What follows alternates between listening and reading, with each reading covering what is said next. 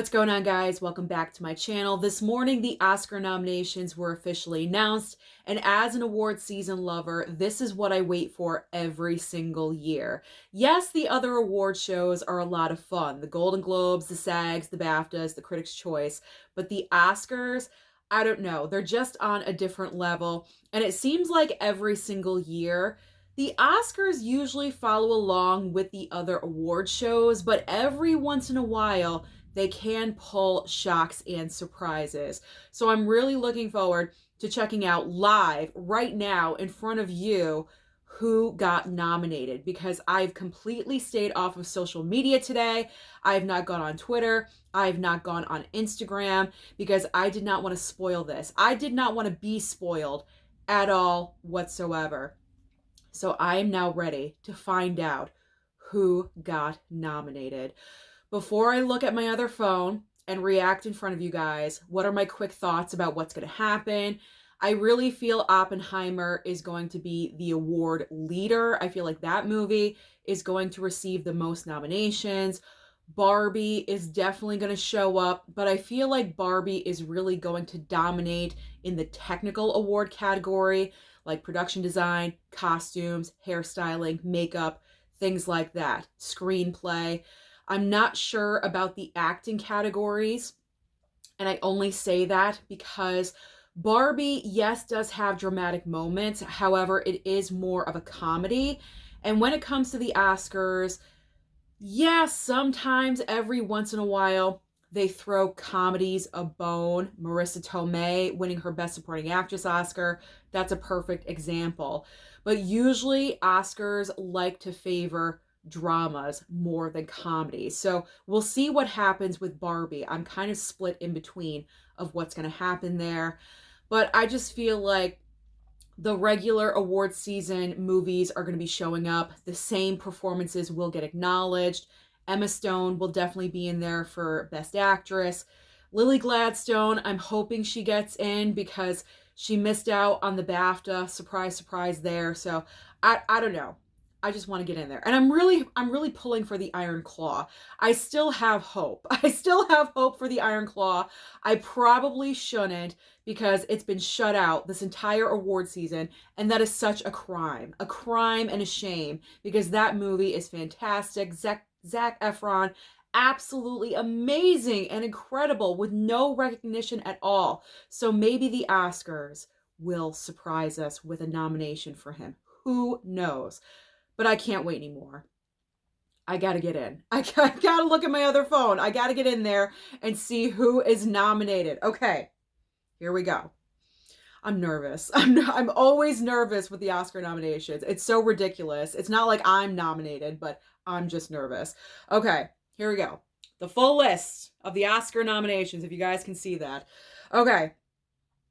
So if I didn't already say, I'm only reacting to Best Picture, Acting, and Director categories. I will check out the other nominations after I react with you right now with this video. Okay. So I'm reading the article. Okay, it looks like Oppenheimer is leading the pack with 13 nominations. Poor Things right after that with 11.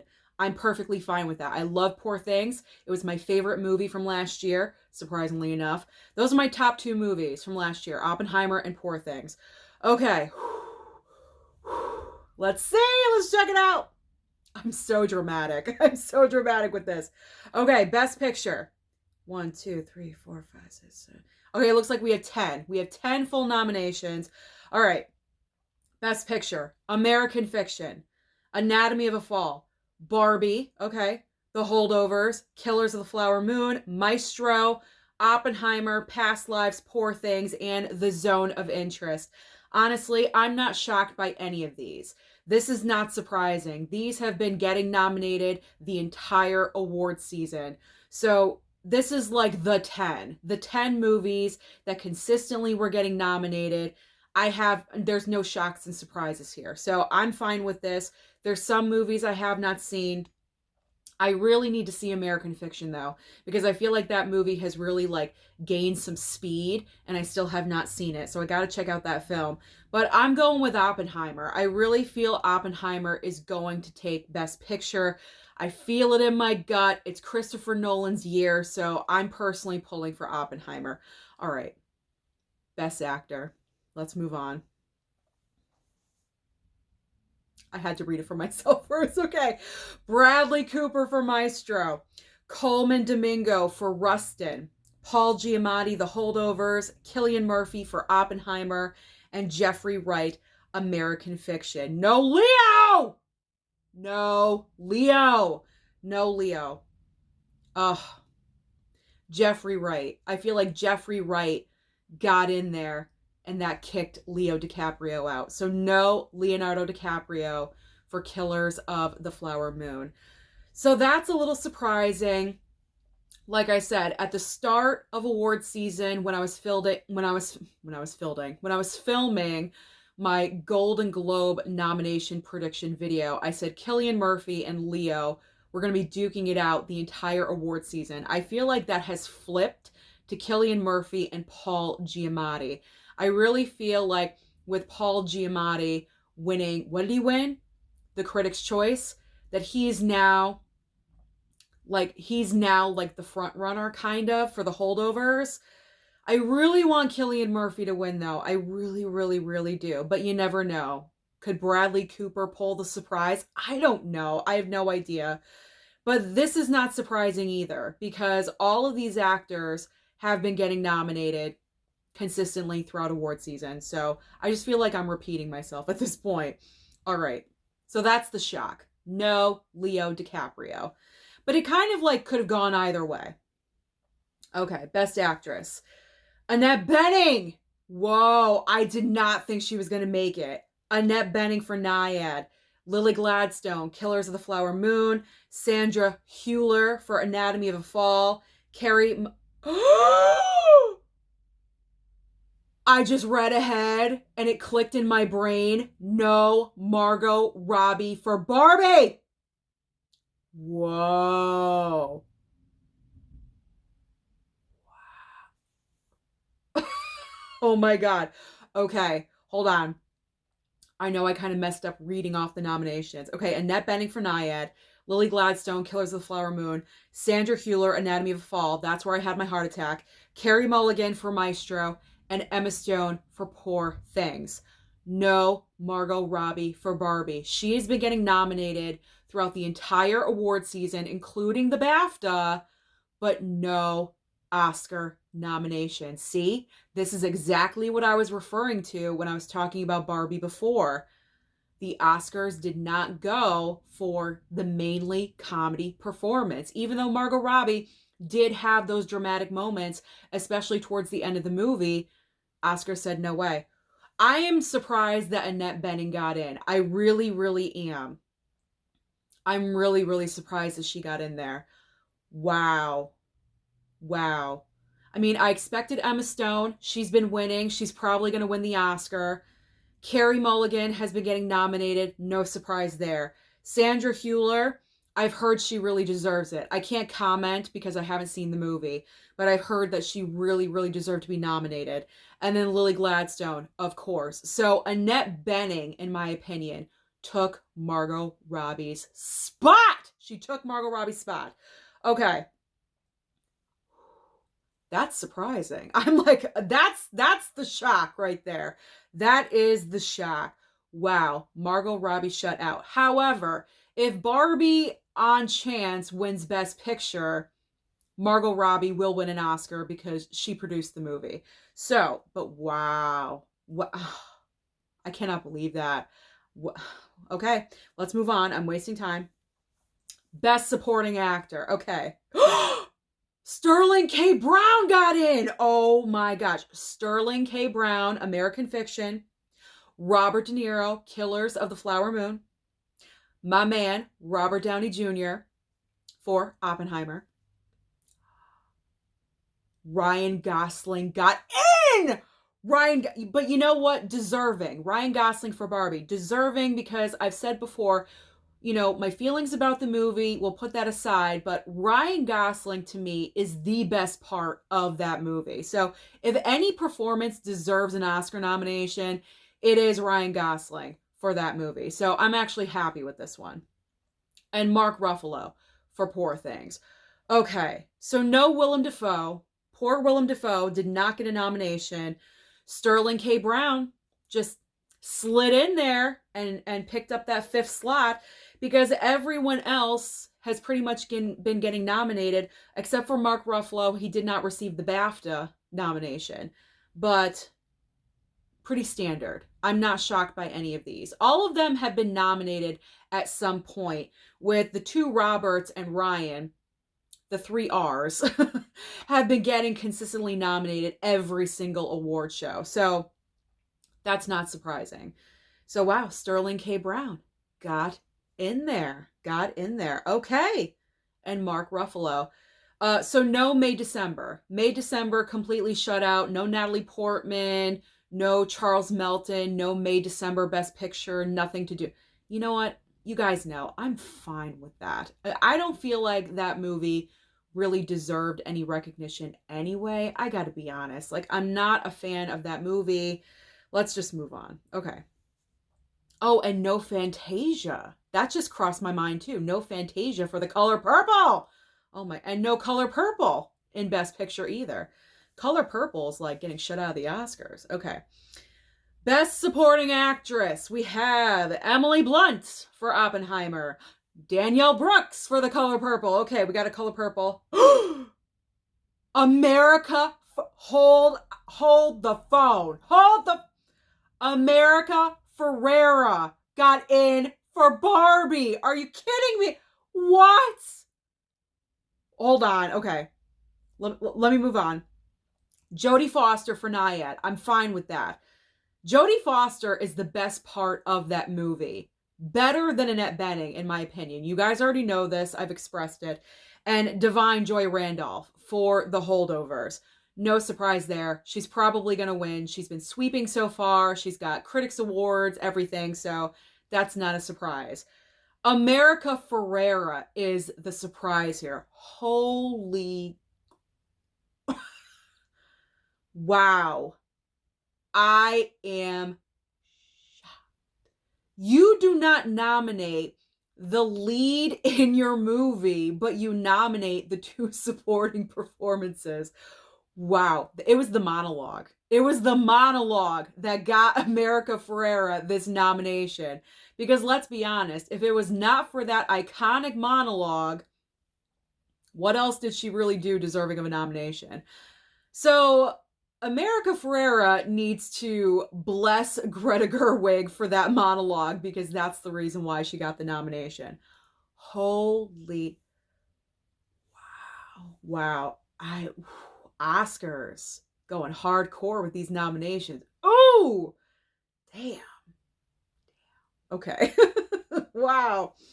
All right. Best Director. Final category I'm going to react to in front of you guys. Okay. Best Director. Jonathan Glazer for The Zone of Interest. Yorgos Lanthimos for Poor Things. Yes. Christopher Nolan for Oppenheimer, of course.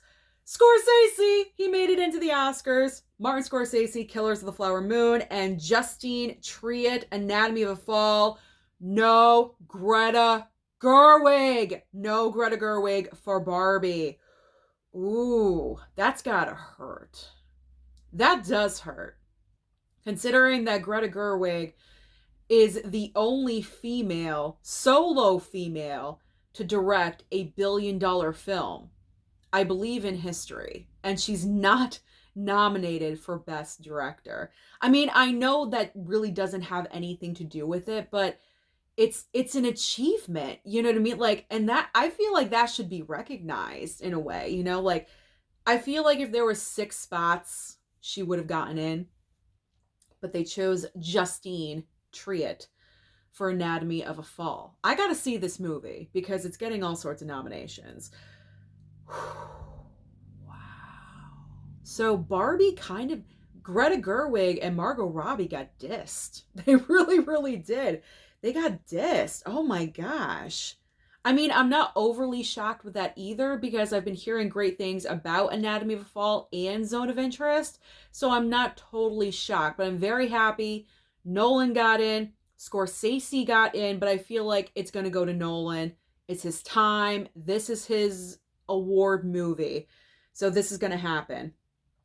Okay, I just want to check the screenplay really quick. All right, adapted screenplay. Okay, so Barbie got in for adapted screenplay, American Fiction, Oppenheimer, Poor Things. Okay, so May December got in for original screenplay. That's fine. I mean, it didn't get any major, like major. They're all major, but you know what I'm talking about. Like the main six. It didn't get any recognition in the main six for the awards. Where's original song? I want to see. I'm Just Ken got a nomination. So that means, hopefully, fingers crossed, we are going to see Ryan Gosling perform I'm Just Ken at the Oscars. That's all I want to see. That's all I want to see. Because I love Ryan Gosling in that movie. So I want to see him perform that song live. All right. So Barbie got I'm Just Ken and What Was I Made For? Okay, I thought for sure it would get maybe a couple more, but no. Okay. And costume design, Barbie. Okay, no shock there. And production design, Barbie. Okay, yeah. All right, so pretty much like I predicted, Barbie excelled in the technical categories. You know, screenplay got a nomination, production design. But really, the two shocks for Barbie are the absence of Margot Robbie's nomination and also Greta Gerwig.